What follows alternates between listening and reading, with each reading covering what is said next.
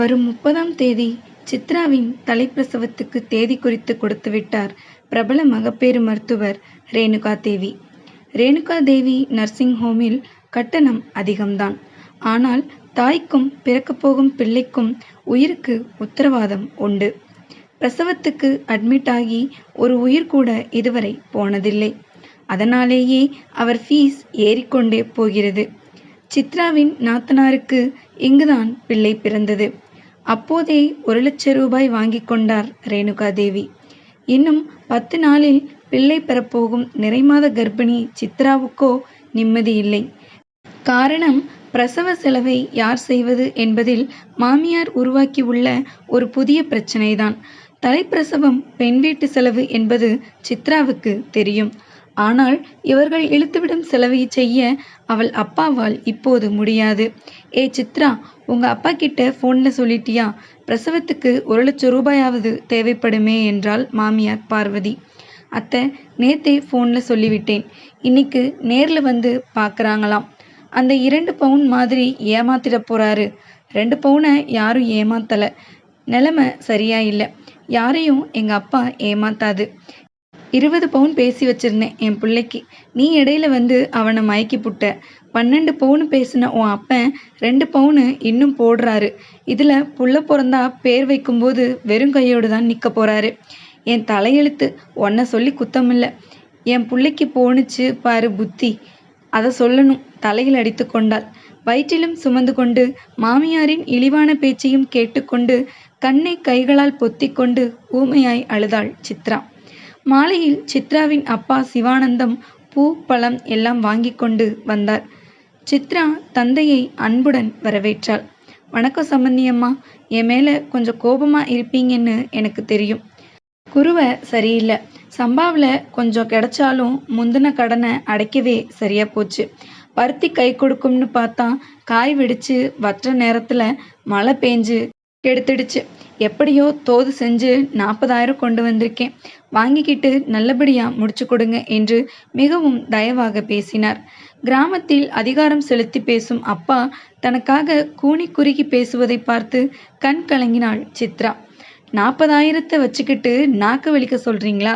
தீயாக சுடும் வார்த்தைகளை வீசினாள் சித்ராவின் மாமியார். நான் வளகாப்பு போட்ட உடனே பொண்ணை அழைச்சிட்டு போகிறேன்.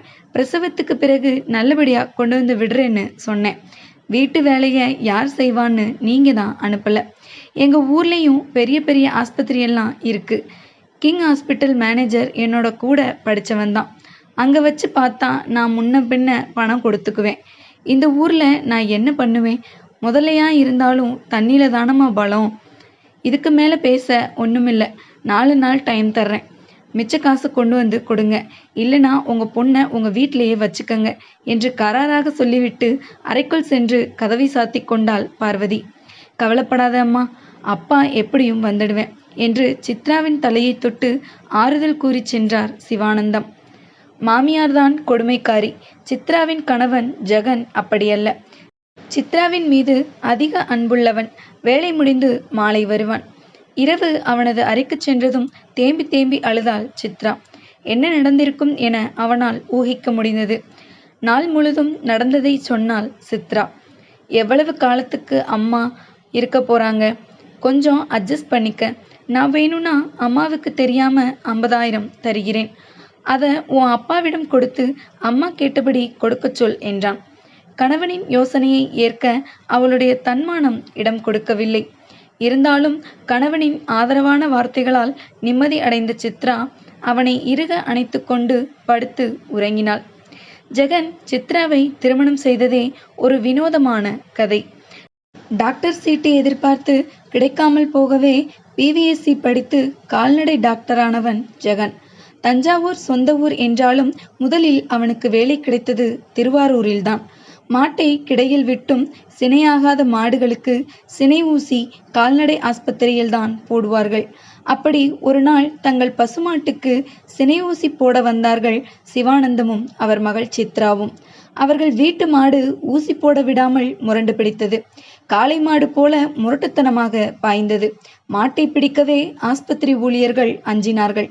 ஜெகனும் புதிதாக வந்த டாக்டர் என்பதால் என்ன செய்வதென தெரியாமல் திணறினான். அப்போதுதான் ஒரு அதிசயம் நடந்தது. சித்ரா தங்கள் மாட்டுக்கு முன்னே வந்து நின்றாள். ஏ செல்லம்மா, பெரியவங்க சொன்னா கேட்க மாட்டியா? இங்கே வா என்றாள். அவள் காட்டிய திசையில் மாடு வந்து நின்றது. இந்த பக்கம் திரும்பு என்றாள். மாடு திரும்பியது. இப்ப போடுங்க ஊசிய என்றாள். 2 நிமிடத்தில் எல்லா வேலையும் முடிந்துவிட்டது. திகைத்து போய் சித்ராவையே பார்த்து கொண்டு இருந்தான் ஜெகன். சித்ரா மீது இனம் புரியாத ஈர்ப்பு ஏற்பட்டு விட்டது ஜெகனுக்கு. சித்ராவின் அந்த ஆளுமையான அழகான முகம் அவனை என்னவோ செய்தது. சித்ராவை பற்றி விசாரித்தபோது தூரத்து சொந்தமாக வேறு இருந்தது. ஜெகன் அம்மாவிடம் சொல்லி சித்ராவை பெண் கேட்க சொன்னான். பார்வதியோ தன் தம்பி பொண்ணுக்கு ஜெகனை முடிக்கலாம் என ஏற்கனவே திட்டமிட்டு இருந்தாள். 20 பவுன் வரை போட வேண்டும் என கோவில் திருவிழாக்கு வந்தபோதே பேசி வைத்திருந்தாள். இந்த பெண் வேண்டாம் என எவ்வளவோ ஜெகனிடம் பார்வதி சொல்லி பார்த்தாள். ஜெகன் பிடிவாதமாக ஒற்றை காலில் நின்றான்.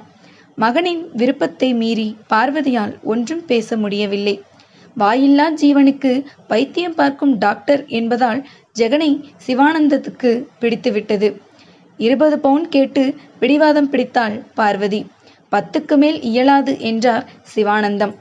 சம்பந்தம் கைவிட்டு போய்விடுமோ என்ற சூழ்நிலையில் மேலும் 2 பவுனுக்கு ஒப்புக்கொண்டு 2 பவுனை 1 வருடத்துக்குள் போடுவதாக ஒப்புக்கொண்டார். இப்படி பார்வதிக்கு பிடிக்காமலேயே வந்து சேர்ந்தவள்தான் சித்ரா.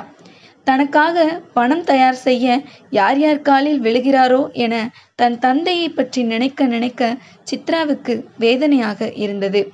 தனக்கு மனசு சரியில்லாத போதெல்லாம் தனது ஊர் தோழி ரேவதியிடம்தான் மனம் விட்டு பேசுவாள் சித்ரா. அவள் தஞ்சையில்தான் நர்ஸாக இருக்கிறாள்.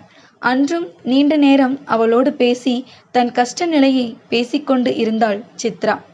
மறுநாள் வெள்ளிக்கிழமை மாலை, அத்தை, குழந்தை நல்லபடியா பிறக்கணும்னு மகமாயி கோவில் வர போய் வேண்டிட்டு வர்றேன் என்று மாமியாரிடம் கூறினாள் சித்ரா. அவள் அதற்கு போய் என்றும் சொல்லவில்லை, போக வேண்டாம் என்றும் சொல்லவில்லை. வெள்ளிக்கிழமைகளில் சித்ரா கோவிலுக்கு போவது வழக்கம்தான். கோவிலுக்கு போன சித்ரா நீண்ட நேரமாகியும் வீட்டுக்கு வரவில்லை. பார்வதிக்கு பகீர் என்றது. பக்கத்து வீட்டு பையனை விட்டு கோவிலில் பார்த்து வர அனுப்பினாள். கோவிலில் சித்ரா இல்லை. ஜெகனுக்கு ஃபோன் செய்யலாம் என செல்லை எடுத்தபோது ஃபோன் ரிங் அடித்தது. ஹலோ, டாக்டர் ஜெகன் வீடா? ஆமாம் என்றாள் பதட்டத்துடன் பார்வதி. ஒன்றுமில்லம்மா, உங்கள் மருமக பிரசவ வலி வந்து கோவில் வாசலில் துடிச்சுக்கிட்டு இருந்தாங்களாம். யாரோ காரில் அழைச்சிட்டு வந்து எங்கள் ராஜா மிராசுதாரர் கவர்மெண்ட் ஆஸ்பத்திரியில் சேர்த்தாங்க. உடனே சுகப்பிரசவம் ஆயிருச்சு. ஆண் குழந்தை பிறந்திருக்கு. தாயும் பிள்ளையும் நல்லா இருக்காங்க. டாக்டர் ஜெகன் மனைவின்னு கேள்விப்பட்டதால தனி ரூம் கொடுத்துருக்கோம். Room number 106. உடனே புறப்பட்டு வாங்க. பார்வதி அதிர்ச்சி அடைந்தாள். அம்மனை கும்பிட்ட 1 மணி நேரத்தில் சுகப்பிரசவமா? அப்படியானால் சித்ரா அந்த அம்மன் அருள் பெற்றவளா? இது தெரியாமல் அவளை எவ்வளவோ தூற்றி பேசிவிட்டோமே. இவ்வளவுக்கும் அவள் இழிவாக ஒரு வார்த்தை என்னை பற்றி அவள் சொன்னதில்லையே. எவ்வளவு பெரிய பாவம் செய்துவிட்டேன் என புலம்பிய பார்வதி அவசரமாக ஆஸ்பத்திரிக்கு விரைந்தாள். மகளின் பிரசவத்துக்காக பணத்துக்கு அலைந்து கொண்டிருந்த சிவானந்தத்திற்கு ரேவதி ஃபோன் செய்து நல்லபடியாக பிள்ளை பிறந்த செய்தியை சொன்னாள். ஆனந்தத்தில் திக்குமுக்காடி போனார். உடனடியாக மனைவியை அழைத்து கொண்டு தஞ்சை புறப்பட்டார். ஆஸ்பத்திரிக்கு வந்த பார்வதி பிள்ளையை தூக்கி கொஞ்சினாள். ஜெகன் சித்ரா அருகில் கட்டிலிலேயே உட்கார்ந்து கிடந்தான். எல்லோருக்கும் மகிழ்ச்சி. பார்வதியை பார்த்ததும் சிவானந்தம், சம்மந்தி, அந்த 2 பவுன என்று சொல்லி முடிப்பதற்குள் குறுக்கிட்டாள் பார்வதி. உங்க பொண்ணுக்கு நீங்க போட போறீங்க.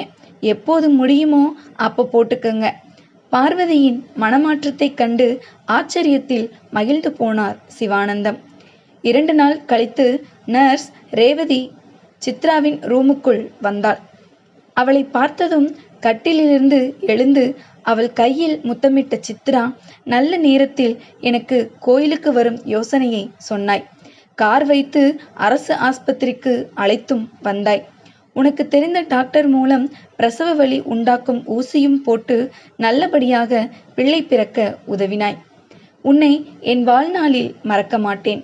2 மணி நேரத்தில் என் குடும்ப பிரச்சனை எல்லாவற்றையும் தீர்த்து விட்டாய். பெண் பிள்ளை மட்டும் பிறந்திருந்தால் உன் பெயரைத்தான் வைத்திருப்பேன் என்றாள் சித்ரா. ஆஸ்பத்திரி வாசலில் கார் வந்து நிற்கும் சத்தம் கேட்டது. எட்டி பார்த்தாள் சித்ரா. வாசலில் மருமகளையும் பேரனையும் டிஸ்சார்ஜ் செய்து அழைத்து போக பார்வதி காரோடு வந்திருந்தாள்.